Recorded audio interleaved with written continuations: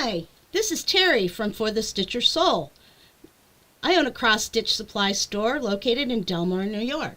I also have an online presence at forthestitchersoul.com. Today, in this short video, I'm going to go over 6 things you need to start cross-stitching. So let's get going. The first thing you're going to need is a pattern. I usually start my students out with a very simple, small pattern with just a few colors in the design. This allows you to complete the project learning the basic techniques.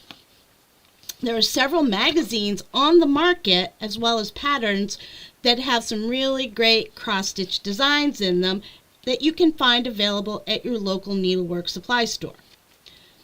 The second thing you're going to need is some fabric. There are a variety of types of fabric on the market that you can use to stitch on.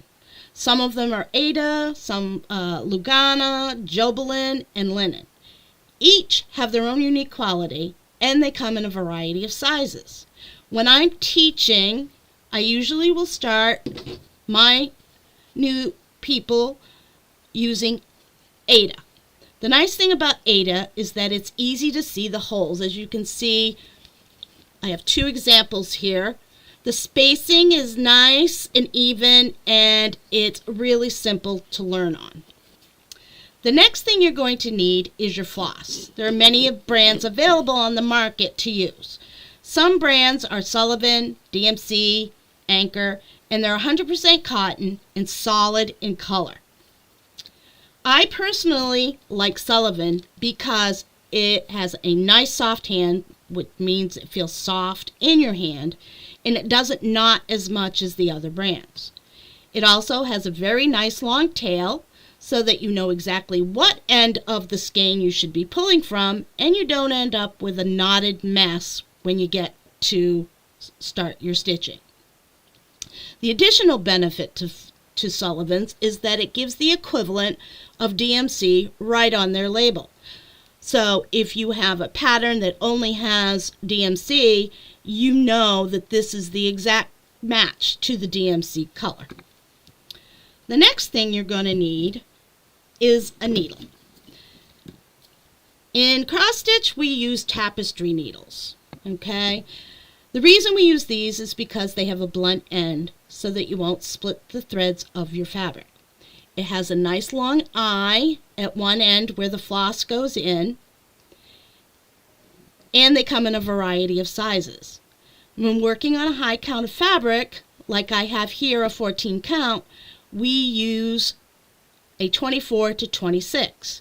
The reason for this is that you do not want to leave a big hole where your needle has gone through, because the floss may not fill the hole, and if the needle is too big, it could also cause wear and tear on the thread and cause it to break prematurely. The next thing is you need a hoop. Okay, there's various devices on the market you can use to hold your fabric in place, but like Q-snaps, hoops, scroll frames, and some people even do what's called stitching in the hand, where they don't use a hoop or anything at all. They just use stitch without it. I like starting people with a hoop because it holds the fabric nice and tight, which helps give you much better stitches so that they're even, and it opens up the holes a little bit more so that they're easier to see.